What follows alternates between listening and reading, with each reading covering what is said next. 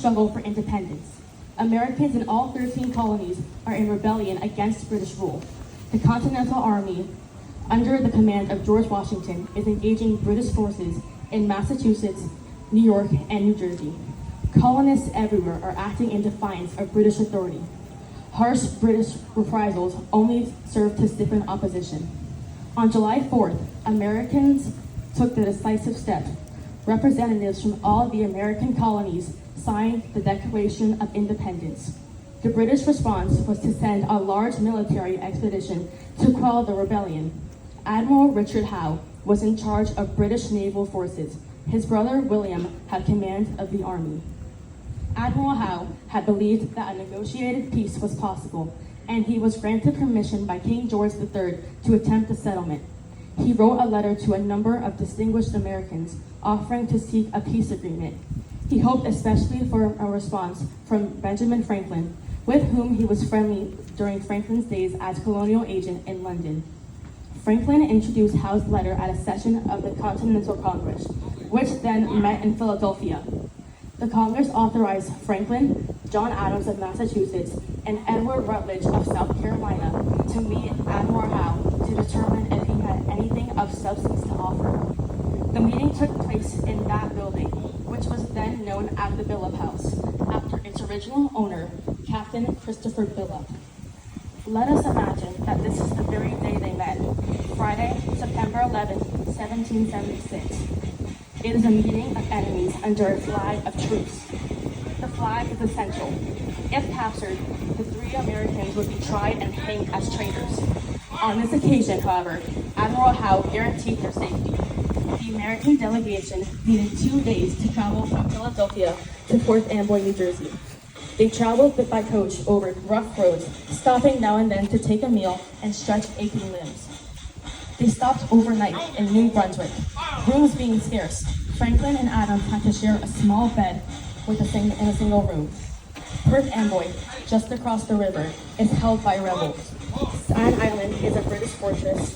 32,000 British redcoats and Haitian mercenaries are stationed there. The sound of musket and cannon shots fired from one side of the river to the other is a daily routine. As proof of his good intentions, Admiral Howe set one of his officers as a hostage to be held by American forces until the delegation returned to New Jersey. The Americans, believing that Howe would be true to his word, had the hostage sit in a boat and cross the Narrows with them. Let us follow Admiral Howe as he goes to the shore to greet the American delegation. Gentlemen, you bring my hostage with you. You pay me a high compliment, and you may depend upon it. I will consider it the most sacred of things. I trust that your journey was reasonably comfortable.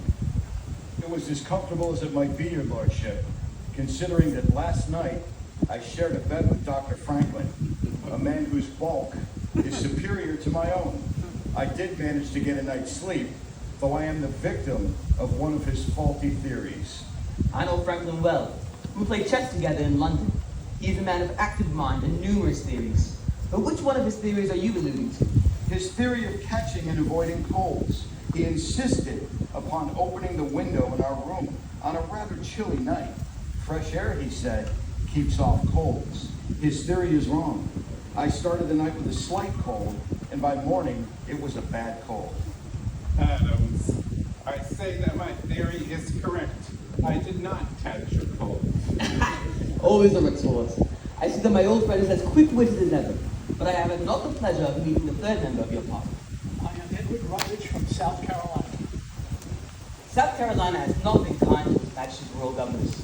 Nor have the governors been kind to South Carolina. Yes. But with little good will those grievances can soon be forgotten. But come, gentlemen, before we talk, we have prepared a repast for you. At this point, Admiral Howe invited his guests to enter the conference house, where a table laden with food awaited them. The menu included good claret, ham, tongue, and mutton. After the luncheon, they sat about a large table and began their discussion. I hope you have enjoyed our modest menu, gentlemen. This being a military camp, we are unfortunately not able to match our London tables. We are colonials, quite accustomed to plain food, your lordship has fed us beyond our expectations. I am pleased to hear it. Now, may I ascertain in what official capacities are you here? We are representatives appointed by the Congress to hear your proposals. Oh, you must not mention Congress. I cannot deal with Congress. His Majesty does not recognize your Congress. The very mention of it puts him into a fit. Conciliatory.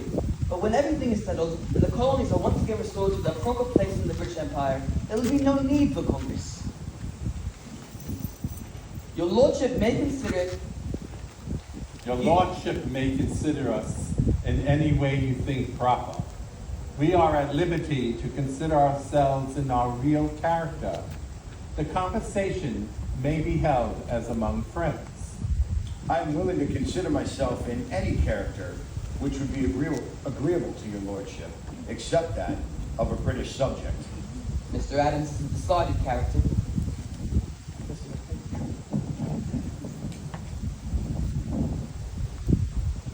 I think with Dr. Franklin that we may have this conversation as to be among friends.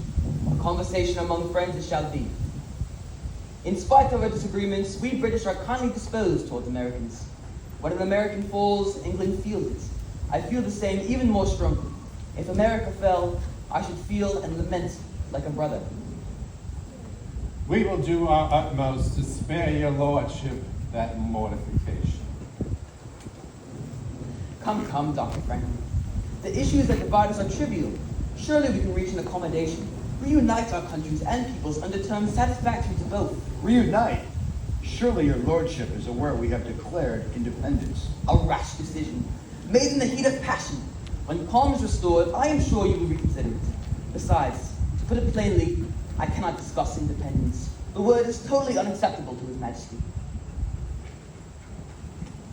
The Declaration of Independence was proclaimed a little over 2 months ago, on July 4th.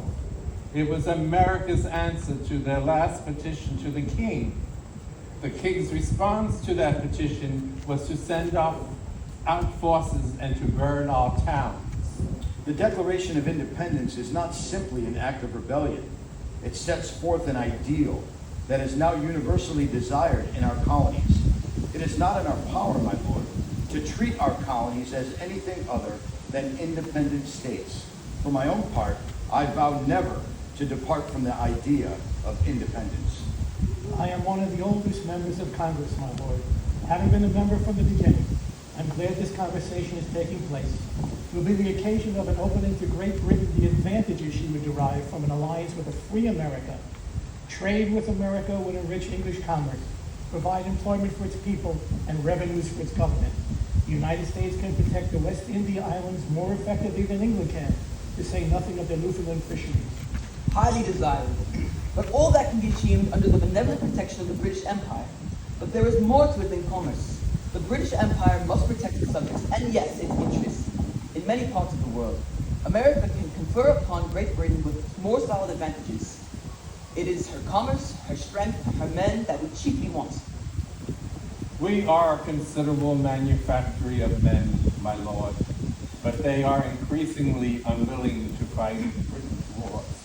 If we can reach an agreement that resolves their grievances, they will willingly fight Britain's wars. There have been abuses regarding taxation and other issues. These can be remedied. Detached from the British Empire, your colonies will soon be at war with one another. As members of the Empire, a wise and benevolent government will maintain harmony. Fine sentiments, my lord. I know you utter them sincerely, but the American people will no longer consent to come under English government. I can answer for South Carolina. The royal government was very repressive. At last we took the government into our own hands, and the people are now settled and happy under that government. Under no circumstances will they return to the king's government. A very uncompromising statement, sir. But consider the alternative, which is to restore His Majesty's government by force of arms. A war will last for years and will devastate your societies. It is that which I hope to avoid. But this cannot be achieved unless all parties are prepared to compromise. Maybe hear what compromises your lordship is authorized to offer us. His Majesty is most generous. He is prepared to issue a blanket pardon to all rebels. All friends of mine who are close to your government have informed me that there is a secret protocol to this effect, that John Adams's pardon shall take the form of a rope around his neck. You have managed to annoy quite a few people in London, Mr. Adams. I do not deny it, but I know of no secret protocol. I see. continue with Mansion's agenda, a fair settlement of tax grievances and the restoration of representative government that serves its people is loyal to His Majesty and which preserves a great empire. All in all, a sensible solution. If I were to tell the citizens of any of our colonies that the king proposed to pardon them, I'd be a laughing stock, and I might well find myself in the stocks. Our citizens are of the opinion that His Majesty ought to apologize to them. His armies have burnt defenseless towns in the midst of winter, and he is now bringing foreign mercenaries to deluge our settlements with blood. It is rebellion that has brought about such harsh measures, gentlemen. We are civilized men. We are here to find a way to end the ruinous extremities which follow upon rebellion. As you know, your lordship, I have long favored reconciliation with Great Britain. When I was in England, we spoke of it often, but that was quite a few years ago. Things have changed. We have progressed too far along the path of independence. For us, there is no turning back. Might I suggest a different compromise? Perhaps your lordship would send home for authority to negotiate with us as an independent nation. That is a vain hope. I appreciate your candor, gentlemen, but it is clear to me now that no accommodation is possible. The war will go on. You will suffer greatly. And in the end, you cannot prevail. Just recently, General Washington's army was soundly thrashing Long Island. We can see how ragged, half-starved, poorly equipped, and undisciplined his men were. Our agents report that his men leave when their recruitment expires. Quite a few others desert. That does not sound like a population desirous of independence. A prolonged war will cause a great deal of starvation and misery, and if you lose, the terms will be much harsher. In Long Island, we lost a battle, your lordship, but not a war. Our territory is vast. Our people seized with the idea of liberty. 1 million Hessian troops and British troops cannot conquer them. A prolonged war will cost England dearly. Attempt to conquer us, and you will deplete your treasury, impoverish your subjects, trade with us as equal partners, and you will prosper. We will all prosper. There is, I suppose, no more to be said. I wish you a safe journey back to your home, and hope that we will meet again in happier circumstances. Adieu, my lord. We thank you for your equanimity and your hospitality. To many historians, the conference on Staten Island was a minor incident. Nothing significant happened. No deal was reached. But something significant did happen. No deal was reached. 3 Americans resisted the temptation to compromise the ideal of liberty. As they boarded the barge that would take them back to New Jersey, they knew that the coming years would test America's mettle. But there was something else, something more profound. Their conversation with Admiral Howe made them aware that a sea change was occurring in the affairs of men. The world would never be the same.